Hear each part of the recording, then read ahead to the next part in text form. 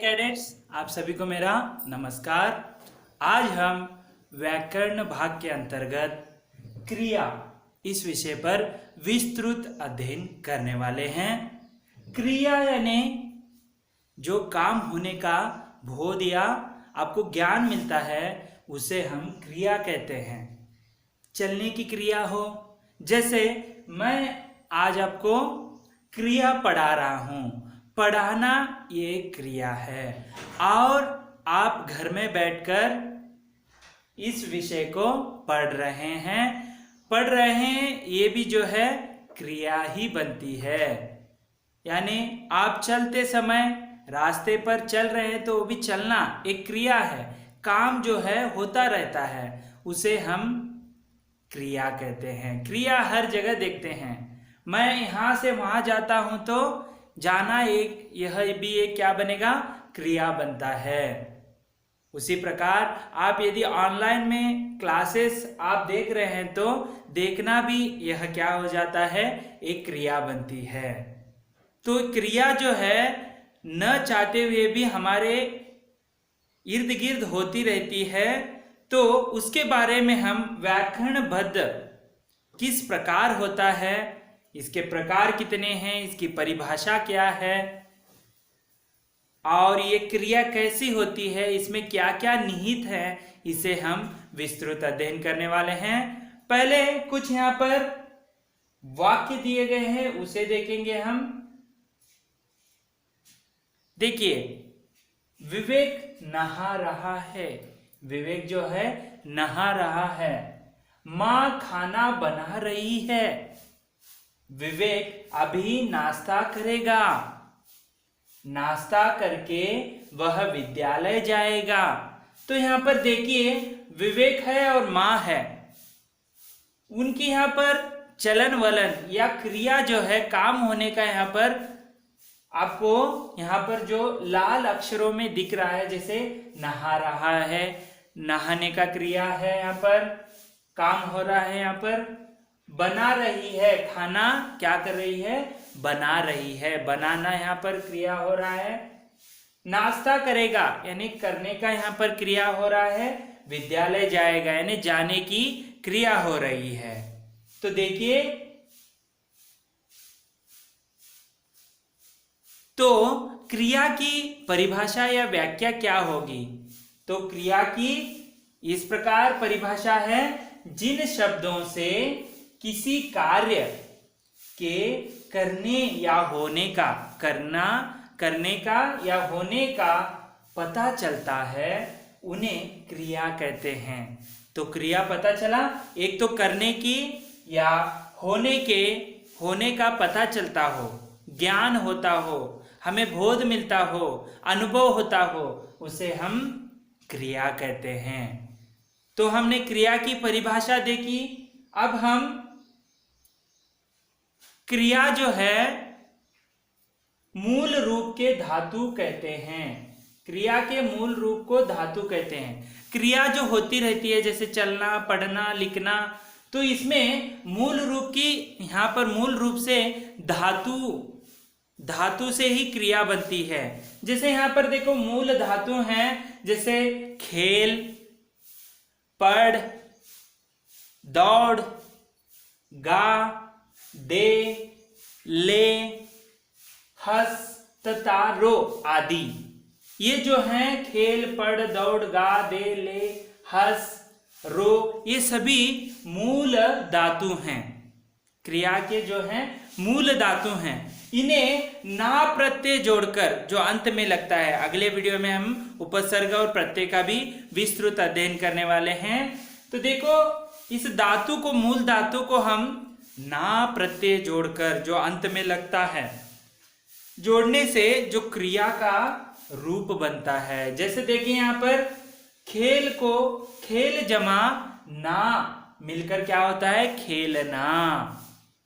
यहाँ पर मूल धातु है और ना प्रत्यय है। गा जमा ना मिलकर गाना। उसी प्रकार दे प्लस ना देना, क्रिया बन गई। ले प्लस ले जमा ना लेना, ये मूल धातु है, ना प्रत्यय है, मिलकर लेने की क्रिया हो जाती है। यहाँ पर हस जमा ना मिलकर हंसना, रो जमा ना मिलकर रोना। इस प्रकार मूल धातुओं को प्रत्यय जोड़कर क्रिया का जो है शब्द बनाया जाता है, जो क्रिया बनती है यहाँ पर। तो आपको समझ में आया, क्रिया के मूल रूप को हम क्या कहते हैं? धातु कहते हैं। धातु को हम जब प्रत्यय लगाते हैं तो वह क्रिया बन जाती है। ये आपको ध्यान में रखना है। परिभाषा में क्या है? करने का है, होने का बोध होता है, उसे क्रिया कहते हैं। उसके साथ मूल धातु को हम प्रत्यय जोड़कर क्या बनाते हैं? क्रिया बनाते हैं। तो अब हम इसके प्रकारों पर प्रकाश डालेंगे। क्रिया के भेद। क्रिया के मुख्यतः क्रिया के भेद दो आधारों पर किए गए हैं। दो आधार यानी मूल जो है दो आधारों पर किया जाता है। एक जो है कर्म के आधार पर क्रिया के भेद होते हैं, दूसरा है रचना के आधार पर क्रिया के भेद। रचना और कर्म यानी आपको जो व्याख्या यानी एक वाक्य में कर्ता कर्म क्रिया तीनों मिल जाने पर एक वाक्य बनता है। तो आज हम कर्म के आधार पर क्रिया के भेदों पर विस्तृत अध्ययन करने वाले हैं। तो पहला है कर्म के क्रिया के भेद देखेंगे। कर्म के आधार पर, कर्म के आधार पर क्रिया के दो भेद होते हैं। कर्म के आधार पर क्या होते हैं? दो भेद होते हैं। जैसे पहला है अकर्मक क्रिया, दूसरा है सकर्मक क्रिया। तो आप यहां पर देख सकते हैं अ यानी जिसका न होना, जैसे अकर्मक, कर्म का न होना उसे अकर्मक कहते हैं। सकर्म यानी साथ में होना उसे सकर्मक क्रिया कहते हैं। आपको याद रखना है सकर्मक की अकर्मक क्रिया और सकर्मक क्रिया दो जो हैं कर्म के आधार पर प्रकार हैं। तो हम पहले अकर्मक क्रिया पर जानेंगे किस प्रकार होता है। देखिए यहां पर अकर्मक क्रिया, इसकी परिभाषा है जिस वाक्य की क्रिया को कर्म की आवश्यकता नहीं होती तथा जिस वाक्य की क्रिया का कोई कर्म नहीं होता। यानी वाक्य की क्रिया को कर्म की जरूरत नहीं है, आवश्यकता यानी जरूरत नहीं है, और वाक्य की क्रिया का कोई कर्म नहीं होता। वाक्य में जो है कर्म यहाँ पर कहीं पर भी दिखेगा नहीं, इसीलिए अकर्मक है, उसे अकर्मक क्रिया कहते हैं। जैसे देखिए मैं यहाँ पर दो उदाहरण हैं अकर्मक के। मैं पहले सकर्म का एक उदाहरण दूंगा। जैसे देखिए यहाँ पर मैं बोलूंगा राम रस्सी ऐंठता है, छोड़िए उसे। और एक उदाहरण लीजिए, साधारण उदाहरण सरल वाक्य में, मैं पुस्तक पढ़ता हूं। मैं यहाँ पर करता है। तीन जो है वाक्य को, एक पूरे वाक्य को तीन भाग बनाते हैं। जैसे कर्ता कर्म क्रिया, अंत में जो होती है क्रिया होती है। तो मैं ये जो है कर्ता है, पुस्तक जो है कर्म है, पढ़ता हूं जो है यह क्रिया है। तो यहाँ पर कर्म जो है पुस्तक है। तो उसी प्रकार यहाँ पर जो कर्म की अभाव होता है, कर्म यहाँ पर नहीं होता है। जैसे देखिए दादाजी टहलते हैं, यहां पर देखिए दादाजी करता है, टहलना ये क्या है? क्रिया है। तो यहां पर कर्म नहीं है। वही दादाजी रास्ते में टहलते हैं तो रास्ते में जो है यह कर्म हो जाएगा। इसके लिए इसमें कर्म की आवश्यकता नहीं होती है। तो उसी प्रकार दूसरा है, देखिए पिताजी फिसल गए, पिताजी जो है करता है, फिसल गए क्रिया है। जैसे देखिए दूध फट गया, देखिए यहाँ पर और एक आपको याद रखने की जरूरत है, यहाँ पर आप प्रश्न करने से कर्म के अनुसार जो है उत्तर नहीं मिलेगा, कर्ता के ऊपर प्रभाव गिरेगा। जैसे देखिए यहाँ पर क्या टहलते हैं, दादाजी टहलते हैं। कौन टहलते हैं, दादाजी टहलते हैं। जैसे कौन क्या प्रश्न लगाने से कर्म के आधार पर उत्तर नहीं आएगा, कर्ता के ऊपर उत्तर आएगा। जैसे दादाजी टहल रहे हैं, कौन टहलते हैं, दादाजी टहलते हैं। उसी प्रकार पिताजी फिसल गए, क्या फिसल गए या कौन फिसल गए, पिताजी। पिताजी जो है कर्ता है, कर्म यहाँ आवश्यकता नहीं है। उसी प्रकार दूध फट गया, राम ऐंठता है, क्या ऐंठता है या कौन ऐंठता है, राम, ऐसे आता है, कर्ता हो गया। उसी प्रकार वह रोता है, यदि आप क्या रोता है लगाने से उसका उत्तर नहीं आएगा। उसी प्रकार मैं तो लुट गया, कौन लुट गया, क्या लुट गया, ऐसे लगाने से जो है कर्म के आधार पर यहाँ पर जो उत्तर नहीं आता है। राम ऐंठता है के बजाय हम उसी वाक्य को सकर्म में राम रस्सी को ऐंठता है, तो कौन ऐंठता है, राम रस्सी को ऐंठता है, ऐसे आएगा। रस्सी जो है कर्म हो जाता है। तो आपको अकर्मक पता चला होगा, इसमें कर्म का अभाव होता है, कर्म यहाँ पर नहीं दिखता है। तितली उड़ती है, क्या उड़ती है, तितली उड़ती है। तितली जो है कर्ता है।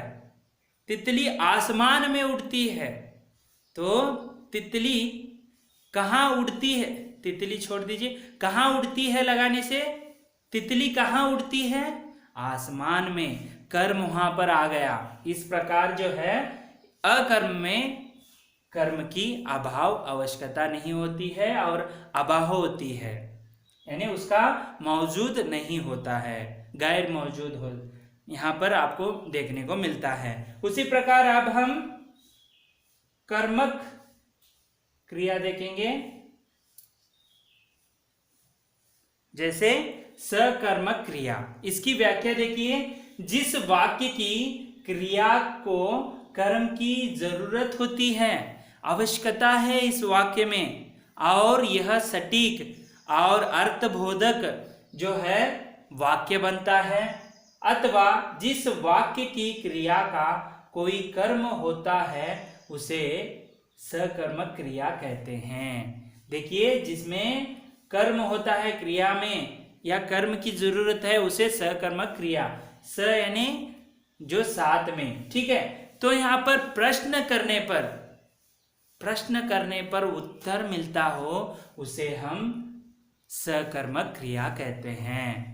अकर्मक के बाद अब सकर्मक के यहाँ पर थोड़े उदाहरण हैं। जैसे देखिए, दादी जी लड्डू बना रही हैं। आप यहाँ पर प्रश्न कीजिए, दादाजी क्या बना रही हैं, तो यहाँ पर लड्डू बना रही हैं। कर्म के आधार पर देखिए, यहाँ पर ये जो है कर्ता है, दादी जी, लड्डू जो है कर्म है, बना रही है यह क्रिया है। यहाँ पर 3 भाग में आप बांट सकते हैं, कर्ता, कर्म और क्रिया, इससे वाक्य बनती है। तो यहाँ पर दादी जी क्या बना रही हैं, तो लड्डू, कर्म पर प्रभाव पड़ रहा है यहाँ पर प्रश्न करने पर, इसीलिए सकर्मक क्रिया कहते हैं। सुलेखा गीत गाती है, तो आप प्रश्न करो यहाँ पर, सुलेखा क्या गाती है, यहाँ पर सुलेखा क्या गाती है कहने पर गीत गाती है ऐसा उत्तर आएगा। तो यहाँ पर सुलेखा जो है कर्ता है, गीत जो है कर्म है, गाती है यह क्रिया है। तो आपको समझना है, वाक्य में, एक सार्थक वाक्य में क्या होता है, कर्ता, कर्म, क्रिया तीनों का होना आवश्यक होता है। उसे समझने के लिए यहाँ पर तीनों हैं, जो प्रश्न करने पर कर्म पर जो प्रभाव पड़ता है वह सकर्मक क्रिया कहते हैं। हमारे दिननित्य जो काम चलते हैं वह क्रिया ही हैं, ठीक है। उसमें सकर्मक, अकर्मक, व्याकरण भद से हमें सीखना है। तो देखेंगे अभी आगे।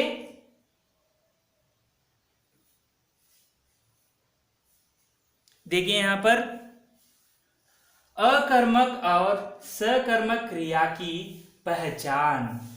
अकर्मक और सकर्मक की क्रिया की पहचान, उसे हम कैसे समझ सकेंगे, यह यहाँ पर देखने लायक है। जैसे यहाँ पर देखिए, यदि किसी वाक्य की क्रिया के साथ क्या, किसे और किसको प्रश्नवाचक शब्द जोड़कर प्रश्न करने पर कोई उत्तर न मिले तो वह क्रिया अकर्मक क्रिया होती है, किंतु यदि उत्तर मिले तो वह सकर्मक क्रिया होती है।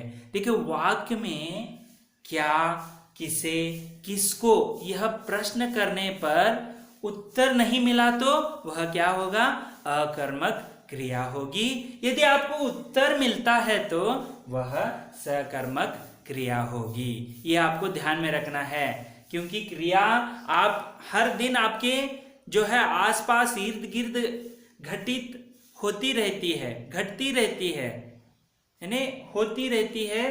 तो उसमें आपको सकर्मक क्या है, अकर्मक क्रिया कौन सी है, और पढ़ते समय यह अकर्मक क्रिया है या सकर्मक, यह आपको व्याकरणबद्ध में जब कोई आंसर, कोई उत्तर लिखते समय आपको सकर्मक के अंतर्गत ही वाक्य लिखने होते हैं क्रिया के। जैसे देखिए यहाँ पर दिया है हवाई जहाज उड़ता है, तो बताइए बच्चों ये हवाई जहाज उड़ता है, ये सकर्मक है या अकर्मक है? सही है, यह अकर्मक क्रिया है, क्योंकि हवाई जहाज ये है करता है, उड़ता है यह क्रिया है। यहाँ पर हवाई जहाज आसमान में उड़ता है, आसमान जो है क्या बन जाता, कर्म, तो सकर्मक क्रिया बन जाता। तो हवाई जहाज उड़ता है, क्या उड़ता है, हवाई जहाज, कर्ता पर प्रभाव पड़ रहा है, प्रश्न करने पर उत्तर नहीं मिलता है, क्या उड़ता है या कौन उड़ता है, ऐसे तो वहां पर कर्म के उत्तर नहीं आएगा, इसीलिए प्रश्न करने पर उत्तर नहीं आता है कर्म के आधार पर। यहाँ पर उत्तर नहीं आ रहा है, उत्तर ऐसे आप समझिए कि यहाँ पर कर्ता के आधार पर उत्तर नहीं आता है। तो देखिए अगला है, जैसे बच्चा दूध पीता है, तो बताइए बच्चों ये कौन सा क्रिया हो गई? हाँ सही है, ये सकर्मक क्रिया है। देखो बच्चा करता है, दूध जो है कर्म है और पीता है क्रिया है। तो प्रश्न करने पर देखिए यहाँ पर बच्चा क्या पीता है, बच्चा दूध पीता है, इस प्रकार वाक्य जो है बनता है। जैसे हम थोड़े बहुत अकर्मक के वाक्य देखेंगे, जैसे दूध फट गया, राम ऐंठता है, वह रोता है, मैं तो लुट गया, मोहन चलता है, मोहन चाय पी, और इस तरह जो है यह अकर्मक है। वही हम देखिए मैं लुट गया, यह अकर्मक है, उसे हम सकर्मक करेंगे तो डाकुओं ने सारा धन लूट लिया, डाकुओं ने सारा धन जो है कर्म है, लूट लेना यह जो है क्रिया है। उसी प्रकार राम ऐंठता है अकर्मक क्रिया को कर्म के साथ आप वाक्य करेंगे तो कैसा होगा, राम रस्सी को ऐंठता है, रस्सी को, यानी यहाँ पर रस्सी को जो है यह कर्म आधारित क्रिया बन जाती है। उसी प्रकार मैं पुस्तक पढ़ता हूं, यह क्या होगा, सकर्मक क्रिया होगी। वही मैं पढ़ता हूं, इसमें भी क्रिया है लेकिन यह अकर्मक क्रिया है। उसी प्रकार राम रोटी खाता है, यह सकर्मक क्रिया है। उसे हम अकर्मक में कैसे लिखते हैं, राम खाता है। उसी प्रकार सीता चाय पीती है, तो यहां पर यह सकर्मक क्रिया हुआ। चाय पिया, यह क्या होगा, यह अकर्मक क्रिया होगी। तो देखेंगे अब हम आगे क्या है, किस प्रकार। तो सकर्मक के दो प्रकार होते हैं। पहले तो क्रिया के कर्म के आधार पर दो प्रकार हैं, जैसे अकर्मक क्रिया, सकर्मक क्रिया। अब सकर्मक क्रिया में दो भेद होते हैं, इसके उपभेद हैं दो। जैसे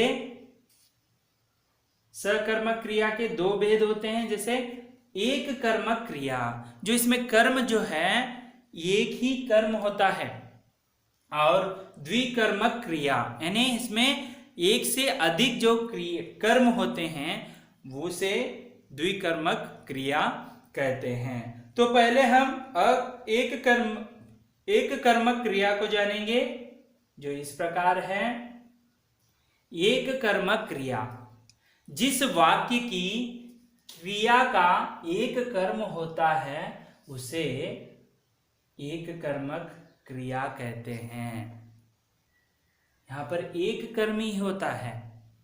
जैसे पुत्र ने दूध पिया, पुत्र जो करता है, दूध जो है एक, यहां पर एक कर्म लग रहा है, एक कर्म आपको दिख रहा है। पिया ये जो है क्रिया है, पुत्र ने दूध पिया, तो ये क्या बनेगा, यहां पर एक कर्म की वाक्य में एक ही यहाँ पर कर्म दिखाई देता है। जैसे मैं पुस्तक पढ़ता हूँ, पुस्तक एक कर्म का उदाहरण है। राम रोटी खाता है, रोटी जो एक कर्मीय वाक्य है। उसी प्रकार हम जैसे सीता चाय पीती है, ये आप ऐसे मोहन रास्ते में चलता है, रास्ते में जो है यह क्या हो जाएगा, एक कर्मक क्रिया बन जाती है। उसी प्रकार अगला है दूसरा प्रकार द्विकर्मक क्रिया। द्विकर्मक क्रिया ने इसकी परिभाषा है, जिस वाक्य की क्रिया के दो कर्म होते हैं उसे द्विकर्मक क्रिया कहते हैं। जैसे यहाँ पर दो कर्म होते हैं वाक्य में, जैसे देखो दादाजी ने भिखारी को कपड़ा दिया, तो यहाँ पर दादाजी है कर्ता, भिखारी को ये क्या हो गया, कर्म ही है, कपड़ा जो है कर्म है, दिया जो है क्रिया। तो यहाँ पर एक से अधिक कर्म आ रहे हैं, भिखारी को और कपड़ा। इस प्रकार जो है द्विकर्मक यानी एक से अधिक जो दो कर्म जहां पर जिस वाक्य में होता है उसे द्विकर्मक क्रिया कहते हैं। इस प्रकार हमने क्रिया की परिभाषा देखी और उसके साथ साथ कर्म के आधार पर सकर्मक और अकर्मक की परिभाषा के साथ साथ उदाहरण भी देखे। सकर्मक के अंतर्गत दो उपभेद हैं, जैसे एक कर्मक क्रिया और द्विकर्मक क्रिया। इस प्रकार हमने विस्तृत अध्ययन किया। आपके लिए सकर्मक के 10 उदाहरण आपके नोटबुक में लिखना है, उसी प्रकार अकर्मक के 10 उदाहरण आपके नोटबुक में लिखकर रखना है। इस प्रकार आज हमने क्रिया का विस्तृत अध्ययन किया। अगले वीडियो में अगला पाठ के साथ फिर उपस्थित होऊंगा। तब तक के लिए धन्यवाद।